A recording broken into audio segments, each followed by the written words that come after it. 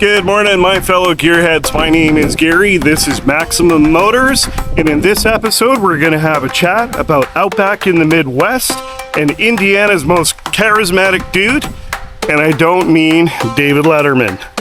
So let's get the car out of the unit. Let's go have a chat. Let's get down the road. Let's go.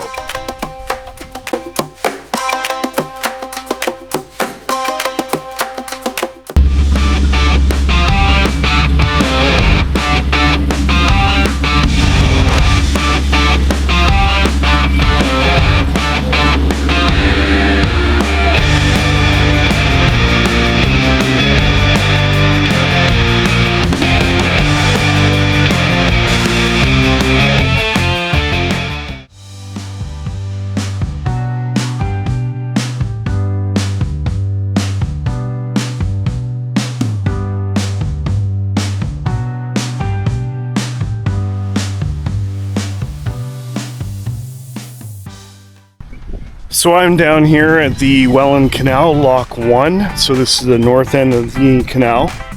Okay, so you might be thinking to yourself, Gary, what are you talking about? Indiana's most charismatic guy. Well, I'm going to take a couple minutes to talk about Mr. Travis Bell. And when it comes to his event, his car show, it's not just about him, of course. He has the support of his wife, his family, amazing people, his friends, and his neighbors. Yep, even his neighbors get involved with having this year 590 cars on his property. Can you imagine that? But there are many hats to Travis Bell. And I think that's what makes him so interesting, okay? So you probably figured out by now Maximum Motors is fairly unscripted. I just sort of formulate some thoughts and throw them out there. But I actually had to write stuff down today.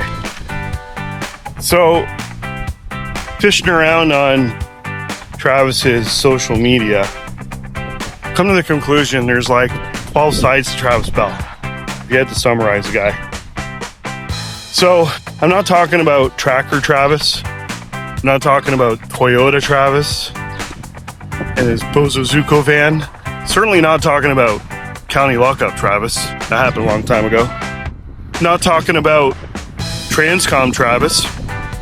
Yep, he owns the Transcon ambulance, Medvac ambulance from Cannonball Run.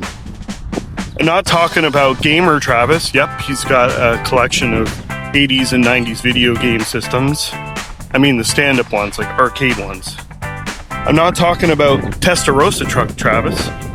Yep. Not sure if he still owns it, but he used to have a truck that was like a Testarossa Ferrari. I'm not talking about license plate Travis. Although he does own a company where you can buy replica license plates called Celebrity Machines from your favorite TV show, whether it be KITT, whether it be General Lee, Dukes of Hazzard, that kind of deal. Oh, and that brings me to Dukes of Hazzard Travis. Yep, he once discovered a General Lee. I think it was like the first one or something. And he reenacted a launch of a General Lee that reenacted some part of an episode from the Dukes of Hazzard. So Travis has many sides. Oh, and last but not least, there's Retro DJ Travis. So Retro DJ Travis is a pretty cool guy. Then there's Travis that launched a Holden off a cliff earlier this year. And that's kind of the guy we're getting at. So Holden Travis. Travis owns a Ute. Travis owns some very rare G8s and Chevrolet SSs and weird and wacky color combinations and options. And he could tell you all about that. So back in 2016, Travis decided he would host a little event at his house in South Indianapolis.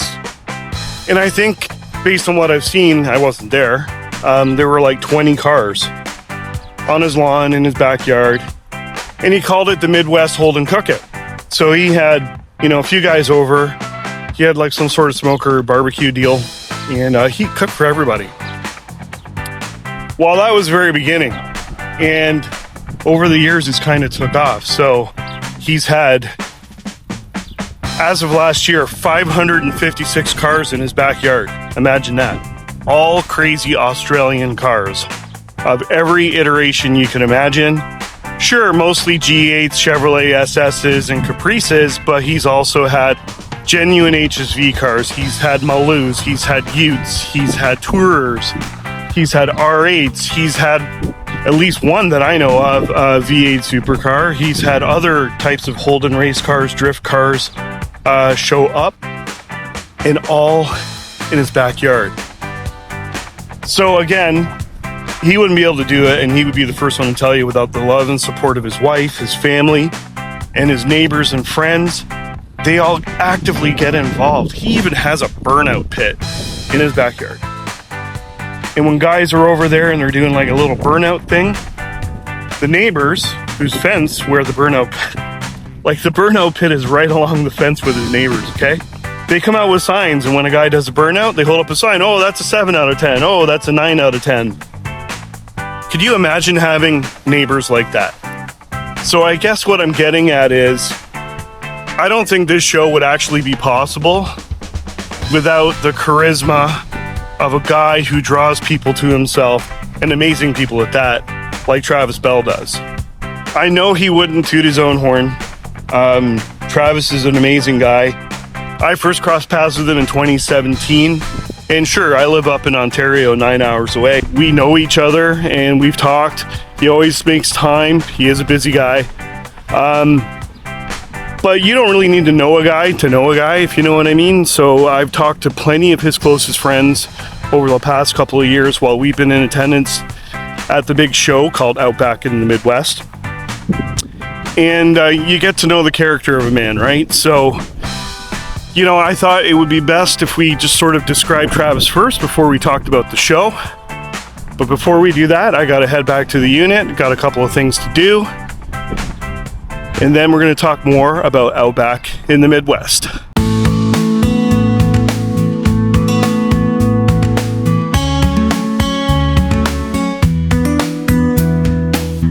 So just taking off from the canal here, and there were a couple of versions of Travis I forgot. Lo and behold. One is Boombox Travis. Yep, the guy has a massive, giant boombox on a trailer. And I know that he uses that for some motorsports type events. I know he's used it at least one Freedom 500 event with Cletus McFarland.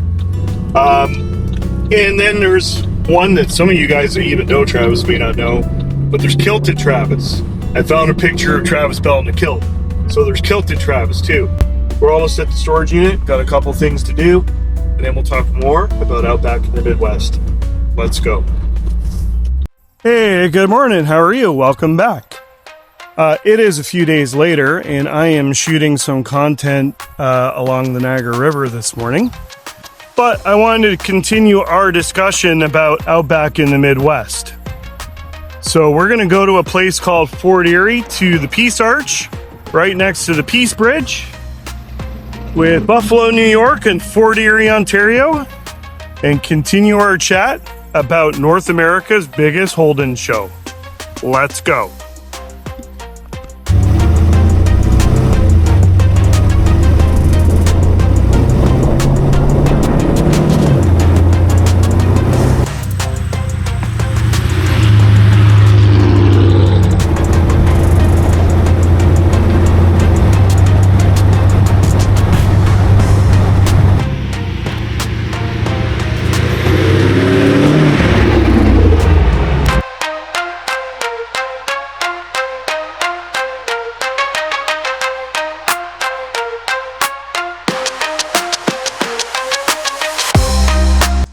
So we are here, we're down in Fort Erie, Ontario, which is directly across from Buffalo, New York. And this is the Peace Bridge through the Peace Arch on the Canadian side of the border. And you know, when you think about Outback in the Midwest, it's really about friendship, right? I mean, the cars are amazing, but the people are even more amazing. So I thought, you know what, in the spirit of friendship between our two great countries,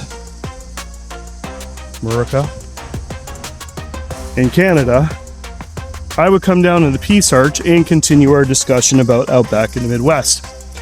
So I guess where I want to start this morning is if it's your first time coming, it's a bit like if Buc-ee's is the Disney World of truck stops, then Outback in the Midwest is kind of like the Disney World of car shows. So Gary, what do you mean by that? Well, it's a tad overwhelming if it's your first time. And even if it's your fifth time, still a little bit overwhelming. So don't stand in front of your car all day. Take my advice. Don't stand in front of your car all day. Get out there, meet people, talk to people. Don't just go and ooh and ah over the Maloos, the Utes, the Tours, and the rare stuff. Get out in the back 40 and go and talk to the guys that have spent the last 10 years building their car in their backyard. Like, those guys are pretty dope. And no disrespect to the guys that, you know, bought $100,000 HSV. Some of them are my friends. And Robert, calm down. Robert, I see you. Anyways, I just wanted to say, get out there and go and meet people. Talk to people you never talked to before. Find out about their car. Go and have a chat. Walk around, because you will not do yourself any justice by going all that way, wherever you came from, just to sit in front of your car. So there's the first bit of advice. Okay, let's just get to the basics. Bring a hat. Be like Dan, Adam, and Travis. Wear a big hat. For those of us in the north, you know, northern states, Ontario, wherever you're from in the north, the southern sun, I'm calling it the southern sun because Indiana is south for me, it's pretty darn strong, right? So you want to bring sunblock, you want to bring a hat. Travis encourages everyone to bring a case of water, stay hydrated. Chris Baltz, I see you. I see your Senator build. I see you. Brings Mountain Dew because he's got a Mountain Dew colored car. And back to the Disney World thing, like, you've got air-conditioned bathrooms. I think Travis has got 2 set up this year because last year he realized it was a bit of a lineup. And, you know, the dude is amazing because he's always looking to improve. Him and his staff, like, they're trying to figure out ways that they can make it better for everybody, right? Bring a cooler. Bring some of your own beverages. Bring, you know, sandwiches, snacks. There are going to be food trucks. And for what I understand, again, an improvement. He's going to bring in more than one food truck this year. So you got that. He encourages you to bring in your little barbecue if you want to do a hibachi thing. Dump off the coals in the back corner. So yeah, like, I mean, enjoy yourself, but don't just sit in front of your car. Bring cold hard cash. The door prizes are amazing, so bring cold hard cash, okay? Stay hydrated. Know when it's time to sit down, bring a chair. Make sure you bring a chair. And I know for a lot of you guys, oh, well, I've been 5 times, I already know all this. I know, but there's dudes that are coming for the first time. I know people that are coming for the first time.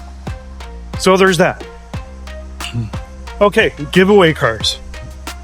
For those of you that don't know, and are just watching this casually, don't own a Holden, Travis, every year, for the last, okay, so let me see. 1, 2, 3, this will be the 4th. Okay, so for the last 3 years, and this being the 4th year, he's giving away a car. I mean, a Holden. So the tickets are $50, with the proceeds going to charity. And we'll talk about a special little boy in a little bit by the name of Tyler, who's the biggest car guy I know. Way bigger than you and me. Anyways, he raises money for a good cause. He supports his community. He hires off-duty police. This year, he's going to have a medic on site in case anyone gets sunstroke. So anyways, back to the cars. So the first year, it was a G8, V6 G8. Next year, it was a silver G8 GT. That was 2023, and we were there for that. So I'm going to cut away right now to some footage of the guys, the family, actually, that won that silver G8 GT. Somebody make some noise for them. They did it. That's you. Jump in that dude. You can do whatever you want to with it. You can burn the damn tires off that thing now. Then last year, it was a Ute. Yep. I do believe it was more of a basic model, like a V6 Ute, but a great foundation to, you know, do your own build with. And this year, it's another Ute, but it's a V8 manual Morpheus purple car. That's right, Morpheus. I'll take the red pill, please. Anyway, so, and it gets even better, okay? So, my good friend Kelly Messmaker located that car. But Freddie Tavares has been involved with the build on that car. You know, like, I think they went pretty well full send on this thing. So, whoever wins this thing, like, you're getting a super dope car. Oh, you need to be in attendance to win. You have to be there. Travis supporting his community, and again, huge heart this guy has, right? So there's a special little boy by the name of Tyler. Travis has found it in his heart to support the Baldridge family. Travis raises money at the event to support this little boy. Let that sink in for a second. What an amazing thing. There's one more thing I want to talk about. The G8 Extravaganza. So for years and years, the G8 Extravaganza was held by the Florida guys. There's a guy by the name of Charles and a few other guys down there, Larry, I think it was. After moving out of Valdosta, Georgia, it ultimately ended up in the hands of Joe LaBruza from G8 Only. Joe is a legend. Go and buy his stuff from G8 Only and SS Only. So ultimately, it moved up into the Northeast in the New Jersey area. But this year, Joe is collaborating with Travis. So on the Friday night at a place called Brown County, I think it's Brown County Drag Strip or Dragway, War of the Woods, the Extravaganza comes to the Indianapolis area. So drag racing, this guy will be there. We're going to shoot some epic footage of that. So it's kind of like a test and tune affair. I think it's fairly casual. There may be some like grudge matches and things like that, but it's fairly casual. So the Extravaganza is Friday night. The main event Outback in the Midwest is during the day on Saturday. There is a Cars and Coffee in the morning before noon. And there's even an Australian breakfast the next morning on the Sunday. So again, it's kind of like the Disney World of car shows. I hope you guys are going, and if you're not, well, then live vicariously through people like me. There will be all kinds of content creators there, big and small. Let's talk about content creators real quick. So in the past, there was Alex Palmeri, there was Jared from Wrench Every Day, Arne Tolman. Trying to think who else. Who am I missing? Oh, Sam Hard. Hello, he's coming back this year. I see you, Sam. You're a majestic human being, my friend. Anyways, in the past, there was Rob Pitts. Unfortunately, Rob passed away. It was heartbreaking for Travis, I know, in speaking to him and others directly. And unfortunately, Rob passed away about this time last year. God bless him, and God bless his wife, Randy. Anywho, I am about wrapped up here. I hope to see you at Outback in the Midwest, and if you see me, stop me and say hello. I will be walking around with this camera. I am loaded up with memory cards and battery packs. I'm going to shoot as much footage as I can. I hope to see you there. If you would like your car profiled, if you want to chat with me on camera, or you would like to be profiled in further detail at some point in time, I am landing with Amanda in Indianapolis with the car sometime Thursday afternoon, and we will be there through until, I don't know, probably lunchtime on Sunday. Then we move on to Nashville. I hope to see you there. In the meantime, peace out. And don't forget, live life to the max. Let's go.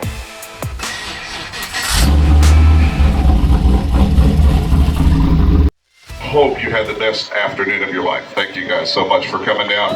Thank you. So, co-host this afternoon lives right down the street from YouTube's Hard Up Garage, folks. My buddy Sam Hard. Hello and welcome. How's it going, guys?